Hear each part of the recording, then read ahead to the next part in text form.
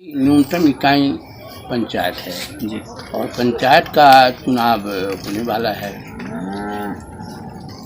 इस लिहाज से मैंने सोचा कि मैं अपने पंचायत से मुखिया पद का चुनाव लड़ूं और उसके लिए मैंने शर्त रखा कि एक व्यक्ति से 1 रुपया मैं लूँगा और वह भी मुझे 1000 रुपये ही चाहिए जो नामांकन दाखिल करने के लिए जरूरी होगा। उससे 1 रुपये में ज़्यादा नहीं दूँगा।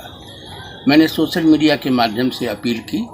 मैंने यह भी कहा कि अगर मैं भ्रष्टाचार में लिप्त हूँ और आप ईमानदारी से ये साबित कर दें कि मैंने कहीं भी थोड़ा अपने कर्तव्य के निर्वहन में कोताही की है या भ्रष्टाचार को प्रश्रय दिया है, तो मैं तत्क्षण अपने पद से त्यागपत्र दे दूँगा। क्या रिस्पॉन्स मिला उसमें कोई रिस्पॉन्स नहीं मिला और मैंने ये गुल्लक भी बनाया और उस पर मैंने लिखा कि ये जंग हमारी है, हमें ही लड़ना होगा। 1 रुपया आप घर पर आकर के मुझे दें, लेकिन आज तक किसी ने ऐसा नहीं किया।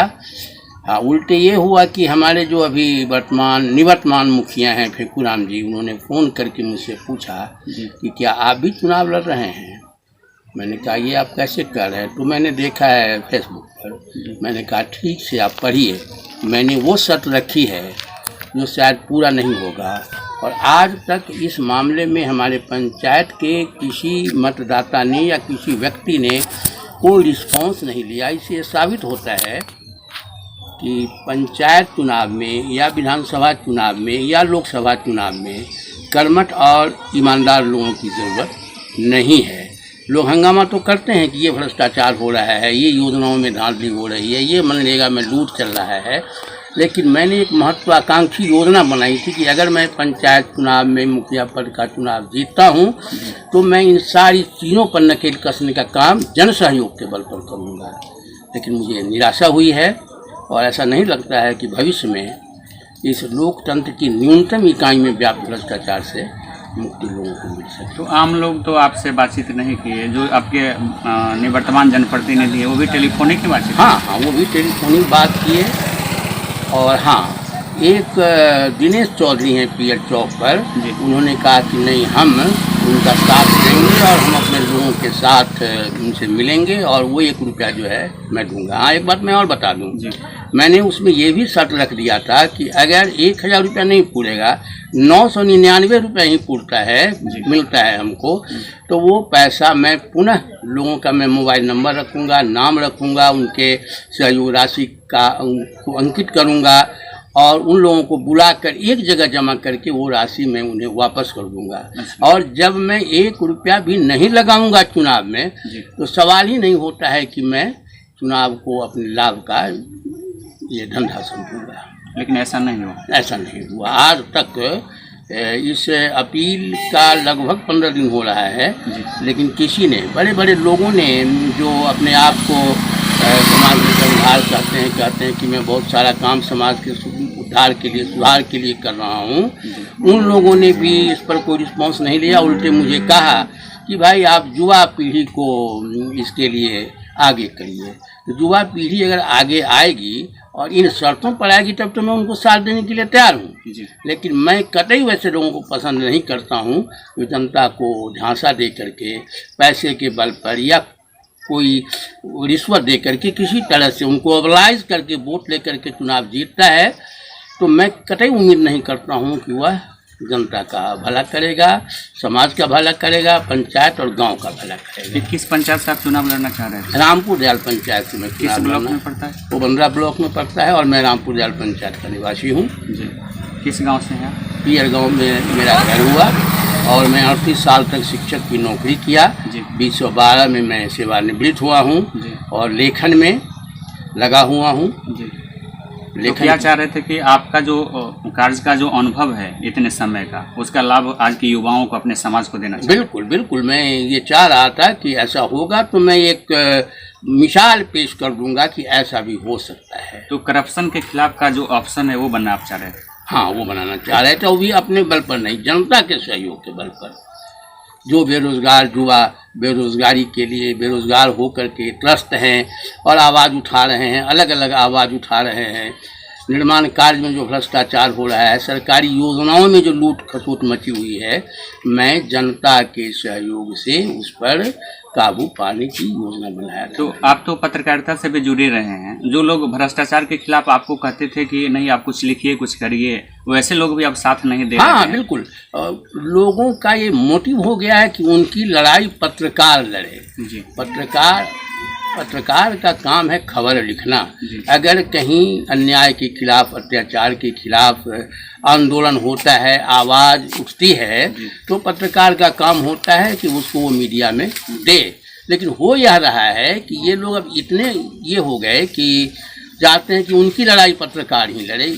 इसका परिणाम ये होता है कि भ्रष्टाचारी लोग हावी हो जाते हैं और आम जनता हमेशा त्रस्त रहती है। आम जनता आंदोलन करने के लिए सुबुआ नहीं रही है, अब वो सीधे चाहती है कि उनकी लड़ाई कोई दूसरा लड़े। तो जैसा कि अब सुनने को मिल जाता है, सोशल मीडिया और तमाम तरह के लोग बोलते हैं कि मीडिया बिकाऊ हो गई है, सरकार का अफसर जो है, सिस्टम जो है सो करप्ट हो गया है। और इसके बीच में जब आप एक अपने अनुभव के आधार पर आम लोगों के लिए आप कुछ करना चाह रहे थे, अब जो झटका लगा है, आपके गुल्लक खाली रह गए, यहाँ तक कि एक सिक्का भी नहीं गिरा, तो कैसा लगता है? अब आपका निराशा नहीं है मुझ में जी, क्योंकि निराश होना मैंने आज तक जाना ही नहीं। हालात पर हम टिप्पणी चाहते हैं आपका कि ये जो वर्तमान हालात है आपके साथ जो बिहेव हुआ हो, उस पर क्या बोलेंगे? उस पर क्या कहा जाएगा, लोगों ने अपनी समझदारी के अनुरूप ही ऐसा किया है। लोग नहीं चाहते हैं। मैं तो ये समझ रहा हूँ कि इस मुहिम में साथ न देकर लोगों ने साबित कर दिया है कि जिस स्थिति में वो हैं उसी स्थिति में वो खुश रहना चाहते हैं। तो हालात के खिलाफ अब संघर्ष की बात नहीं है, लोग कहना पसंद करते हैं, करना पसंद नहीं करते। हाँ बिल्कुल, लोग कहना पसंद करते हैं, करना नहीं पसंद करते हैं। जबकि होना चाहिए कि एक आदमी भी अगर इसके खिलाफ आवाज़ उठाता है तो उसको समर्थन मिलना चाहिए। लेकिन मैं दूर दूर तक ऐसा नहीं देख रहा हूँ।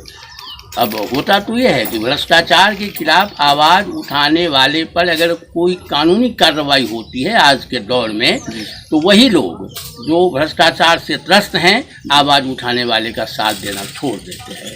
तो ऐसा क्यों है? ऐसा हालात के लिए या तो सिस्टम जिम्मेवार है, सिस्टम हावी है, जनप्रतिनिधि हावी हो गए हैं, या करप्शन करने वाले हावी हैं? ये हम इसको जागरूकता का अभाव रह गया। हम इसको सिस्टम, जागरूकता या जनप्रतिनिधि को दोष नहीं देंगे, हम उस व्यवस्था को दोष देंगे जिस व्यवस्था में हम अभी रह रहे हैं। यह व्यवस्था मूलतः पूंजीवादी व्यवस्था है और पूंजीवादी व्यवस्था का अर्थ ये होता है कि आप पूंजी लगाइए और मुनाफा कमाइए। हर चीज़ में मुनाफा हो गया है। आप देखिए कि जिस बच्चे का पालन पोषण आप बड़े लाड प्यार के साथ करते हैं, युवा होने के बाद अगर वह बेरोजगार हो जाता है, वो अपने परिवार के भरण पोषण के योग्य नहीं रहता है, तो वही माँ बाप के लिए वो आँख की किरकिरी बन जाता है।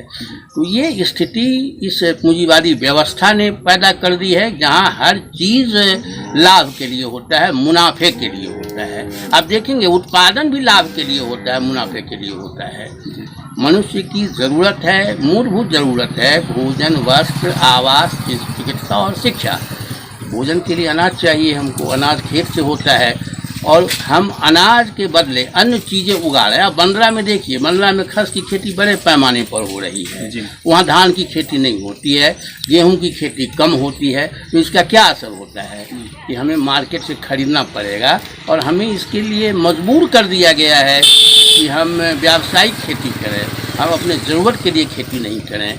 60 के दशक तक जब हम अपनी ज़रूरत के लिए खेती किया करते थे तो हमारा गांव खुशहाल था। हमारे गांव की खुशहालियाँ छिन गई है, यह भी पूंजीवादी व्यवस्था के कारण ही हुई है। तो अब जो ग्रामीण राजनीतिक भी उपजाऊ हो गई है। हाँ बिल्कुल, मुनाफे का साधन। हाँ ग्रामीण देखिए ना, आप स्पष्ट देखिए कि जो एक वार्ड सदस्य अगर चुनाव लड़ता है, 100-150 वोटर होता है उसका, वो 5-10 हज़ार रुपया खर्च कर लेता है और खर्च करने के बाद वो क्या करता है?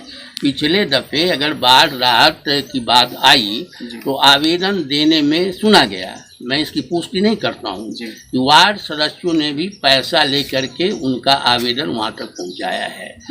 आप पंचायत समिति को देख लें, आप मुखिया को देख लें, आप ऊपर तक देख लें, जब योजनाएं होती हैं तो वो लोग भ्रष्टाचार को ही ज़्यादा प्रश्रय देते हैं। उनका कमीशन फिक्स होता है, नीचे से ऊपर तक कमीशन फिक्स होता है, और हम लूट रहे हैं। वो योजना है, विकास का काम है, हमारे पैसे से होता है, हमारे टैक्स से होता है, और हम निष्क्रिय बने हुए हैं। तो ये तो होगा, जब तक हम सक्रिय नहीं होंगे, आवाज़ नहीं उठाएंगे, तब तक भ्रष्टाचार के खिलाफ एक मानसिकता नहीं तैयार होगी हमारे लिए। तो अगर आप थर्ड एम्पायर की भूमिका में आएंगे तो भविष्य को कैसा देखते हैं?